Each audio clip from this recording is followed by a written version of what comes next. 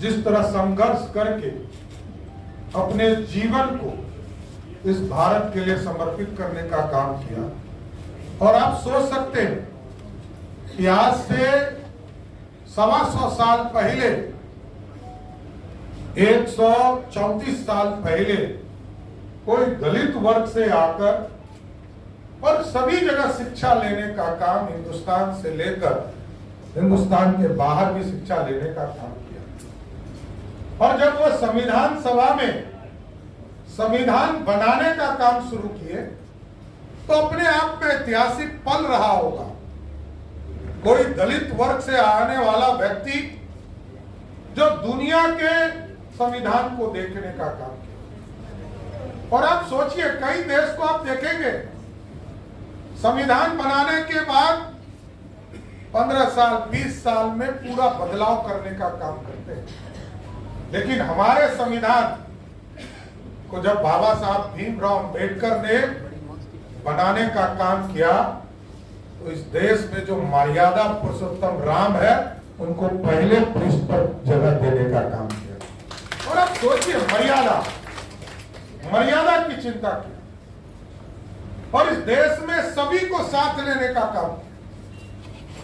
और हमारे यहां संविधान बनाने वाले भीमराव अम्बेडकर साहब हैं। और पाकिस्तान में भी दलित वर्ग से ही आने वाले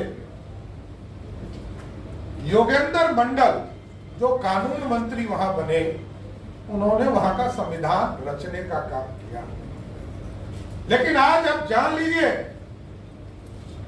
भारत का संविधान बनाने वाला व्यक्ति आज भारत में पूजा जाता है और पाकिस्तान का संविधान बनाने वाले व्यक्ति को कोई चिंता भी नहीं। यही है फर्क भारत में। हम तो दुनिया को अपने साथ लाने का काम करें और बाबा साहब के सपने को आगे ले जाना है। और लगातार आज देश के यशस्वी प्रधानमंत्री नरेंद्र मोदी जी के नेतृत्व में जब सरकार बनी, साथियों, कोई स्थान नहीं था दिल्ली में, बाबा साहब के लिए कोई स्थान तय नहीं किया गया और पूरा एक फाउंडेशन बनाकर एक भव्य स्मारक बनाने का काम किसी सरकार ने किया, वो नरेंद्र मोदी की सरकार थी। साथियों, आप सोचिए, जिस व्यक्ति ने इस देश में संविधान बनाया, कांग्रेस पार्टी ने अपमानित करने का काम किया। और तब भी जब 1950 में संविधान को इस देश को समर्पित करने का काम किया जा रहा था, तब भी हमारे जो पूर्वज डॉक्टर श्यामा प्रसाद मुखर्जी थे, उनके पीठ पर खड़ा होकर दलित और SC/ST वर्ग के लोगों को आरक्षण दिलवाने का काम कर रहे। और आप जानिए, उस समय पंडित नेहरू ने सभी मुख्यमंत्रियों को पत्र लिखा और कहा कि इसका खिलाफ करो। कांग्रेस का चरित्र ही इस देश की जो पिछड़े वर्ग है, अति पिछड़े वर्ग है, दलित वर्ग है, इनके विरोधी है। और कांग्रेस को याद कीजिए, चाहे वो पंडित नेहरू हो, उन्होंने इसका विरोध किया। श्रीमती इंदिरा गांधी जब रही सत्ता में तो वो भी सभी को आरक्षण का विरोध करते रहे। और स्वयं राजीव गांधी जी जब देश में VP सिंह जी इस देश में मंडल कमीशन भी ला रहे थे, साथियों, तब भी कांग्रेस पार्टी उसका खिलाफ कर रही थी। इसलिए आज गरीबों को, दलितों को, पिछड़ों को, अति पिछड़ों को आगे बढ़ाने का काम नरेंद्र मोदी की सरकार। और आज हम एक खुशखबरी भी देना चाहते हैं। आज बिहार के लोकप्रिय मुख्यमंत्री नीतीश कुमार जी ने बिहार के लिए डॉक्टर अंबेडकर समर सेवा अभियान शुरू किया। मैंने पिछले दिनों आप लोगों को बताया कि 22 तरह की योजना हम लोग एकदम चिन्हित कर रहे हैं, एक एक व्यक्ति को जिनका राशन कार्ड नहीं बना है, जिनको उजाला से योजना नहीं प्राप्त हुआ है, जिनके घरों तक सड़क नहीं पहुंचा है, जिसको गली नली कहते हैं, उस गली नली को बनाने का काम किया जाए। जिस टोले में आंगनबाड़ी केंद्र नहीं है, वहां केंद्र बनाने का काम हमारी सरकार करेगी। प्रमाण पत्र कब है, उसको बनाने का काम किया।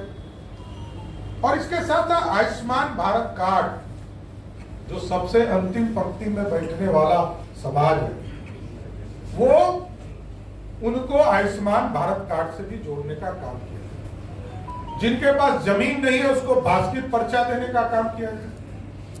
इसके साथ साथ जो पेंशनधारी, जिनको पेंशन नहीं मिल पा रहा है किसी कारण से, उनको देने का काम किया। चश्मा वितरण का काम किया जाएगा। और जिनके घर में पानी नहीं पहुंच रहा उसको पानी पहुंचाने का काम किया। जॉब कार्ड से जोड़े जाएंगे। बिजली कनेक्शन नहीं है तो उसको जोड़ने का काम किया जाएगा। कई चीजें हैं जो 22 तरह की। मैं अभी पार्टी कार्यालय को के प्रभारी आदरणीय अरविंद जी को इस पूरे किताब की पूरी कॉपी भी उपलब्ध कराऊंगा। लेकिन मैं जितने लोग यहाँ उपस्थित हैं और बिहार में भी पूरा एससी मोर्चा से आग्रह करूंगा कि आप पूरा अभियान चलाइए। एक एक टोले में हमारे सरकारी सेवक जाकर 40 लाख लोगों से संपर्क करने वाले हैं साथी। 40 लाख घर में संपर्क करेंगे अगले 15 दिनों में। आप लोगों से विशेष आग्रह करूंगा कि आप भी संपर्क करें। और क्योंकि सरकार सीधा लाभ देने जा रही, आपको जानकर आश्चर्य होगा, 14 लाख परिवार है एससी वर्ग में जिनके परिवार से उजाला योजना नहीं जुड़ पाया है। उसको भी हम लोगों ने आदरणीय प्रधानमंत्री जी और आदरणीय पेट्रोलियम मिनिस्टर को लिखा है कि इसको देकर जो 14 लाख लोग हैं सबके घर में उजाला योजना से गैस कनेक्शन देने का काम। और मैं तो प्रधानमंत्री जी को धन्यवाद देना चाहता हूं इस मंच के माध्यम से। बिहार में 13 लाख परिवारों को पक्का मकान नहीं मिल पाया था लिस्टिंग होने के बाद। 2018 में बिहार की सरकार ने सर्वेक्षण का कार्य किया था। अभी फिर हम लोगों ने सर्वेक्षण काम शुरू किया। लेकिन जो 13 लाख पक्के मकान थे, पिछले वित्तीय वर्ष में 7,90,000 पक्के मकान, और इस वित्तीय वर्ष में अभी 2 दिन पहले आदरणीय शिवराज जी आए थे, 5,20,000 पक्के मकान बिहार के गरीबों को देने का काम आदरणीय प्रधानमंत्री के नेतृत्व। और कुछ लोग कहते हैं कि 2005 के पहले बिहार में कुछ नहीं था क्या? एकदम फर्क है साथी। मैं इसलिए कहता हूं कि फर्क है कि आप समझिए कि 15 साल जो इंफ्रास्ट्रक्चर का काम रुका, इसलिए आज बिहार पीछे है। बिहार में 1990 से पहले 8 यूनिवर्सिटी थे बिहार में, और 2005 में वो बढ़कर 10 हुए। लेकिन नीतीश कुमार जी का सत्ता आया साथियों, और एनडीए का सत्ता आया, तो आपको जानकर आश्चर्य होगा कि 2005 से लेकर 2025 तक 10 यूनिवर्सिटी से बढ़कर 33 यूनिवर्सिटी बिहार में हो गया। और आगे हम लोगों की स्पष्ट मानना है कि जो गरीब के बच्चे हैं, जो दलित समाज के बच्चे हैं, अति पिछड़े समाज के बच्चे हैं, उनको पढ़ने के लिए अब हेडक्वार्टर नहीं आने की जरूरत। हम लोगों ने तय किया है कि इस वित्तीय वर्ष में हम लोग 350 डिग्री कॉलेज खोलेंगे, जो सभी प्रखंडों में डिग्री कॉलेज स्थापित करने का काम करेंगे। और यहाँ बैठे हैं जनक राम जी, माननीय मंत्री, इनके विभाग का पूरा योजना चला है। मैं तो आग्रह नहीं से करूंगा, इसे तो मैंने 100 आपके विभाग से मंगाया, लेकिन इसकी कॉपी पूरे लोगों को आप देने का काम कीजिए। योजना और सब जगह मॉनिटरिंग भी कराइए। सभी पदाधिकारी जो पार्टी के, वो एक एक टोले में जरूर जाइए। 40 लाख परिवार से जुड़ना है। 40 लाख परिवार का मतलब है यदि 5 व्यक्ति को भी जोड़िएगा तो 2 करोड़ से लोगों से मिलने का मौका मिलने वाला है।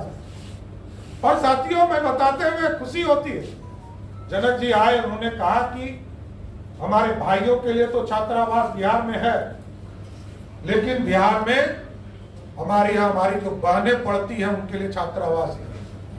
हम लोगों ने कहा एकदम प्रस्ताव बनाकर लाइए, और माननीय मुख्यमंत्री जी से बात किया और सहमति मिली। और आपको जानकर आश्चर्य होगा कि सभी डिस्ट्रिक्ट हेडक्वार्टर पर सभी दलित वर्ग की बहनों के लिए सावित्रीबाई फुले छात्रावास बनाने का काम सरकार की योजना, कई छात्रावास, कई सामुदायिक केंद्र और कई चीजों की स्थापना की जा रही। इसलिए आज बाबा साहब के प्रति यही सम्मान हम लोग दे सकते हैं कि जो अधूरे सपने, जिन सपनों को लेकर बाबा साहब ने लड़ाई छेड़ी थी 1935 और 36 में, उस सपने को साकार करना है। हमारे जो दलित भाई, एससी वर्ग के भाई, उनको मुख्य धारा में लाने का काम करना है। उनको पढ़ने की व्यवस्था, उनको खाने की व्यवस्था, उनकी चिंता करना है। और एकदम अस्वस्थ रहिए, एनडीए की सरकार बिहार में आपके आशीर्वाद से बिहार में बनी है और लगातार काम करने का काम कर रही है, विकास को आगे बढ़ाने का काम कर रही है। एकदम अस्वस्थ रही। अभी तक तो इंफ्रास्ट्रक्चर का काम किया जा रहा, अब इसको आगे भी बढ़ाना है। और यहाँ पर जो बाहर चले गए हमारे प्रवासी, उनको वापस लाने का समय आ गया। और आप जानिए, कोरोना का जब समय आया तो कई लोग बिहार लौट कर आए साथी, और आज कई लोग हम लोगों से मिलते हैं, कहते हैं कि हम लोगों को दिल्ली में भी 15,000 रुपया ही मिलता था भाई साहब, लेकिन पटना में या अपने जिले हेडक्वार्टर में जब काम करते हैं यहाँ भी 15,000 मिल रहा, लेकिन दिल्ली में हम 5,000 बचा नहीं पाते थे, बिहार में रहकर 5,000 बचा लेते हैं।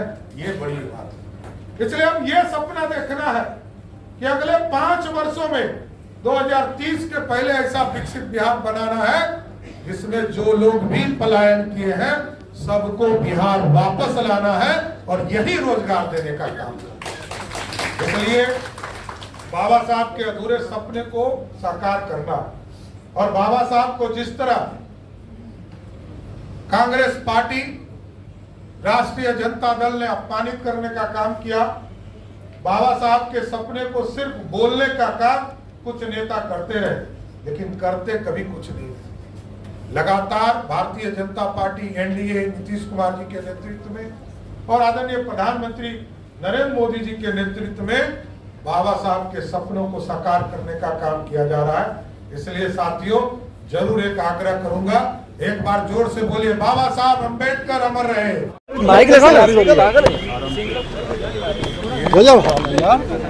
लालू प्रसाद जी ने क्या किया है, एक तो बताएं तो। अंबेडकर समाज के लोगों के लिए क्या किया? अंबेडकर विरोधी लालू प्रसाद हैं। लालू प्रसाद का पूरा परिवार अंबेडकर को गाली देते रहता है। सर, मुख्यमंत्री, हरियाणा के मुख्यमंत्री बोले कि आपके चुनाव लड़ेंगे। देखिए, नीतीश कुमार जी के नेतृत्व में आज भी सरकार है और आगे भी हम सरकार में नीतीश कुमार के नेतृत्व में लड़ेंगे।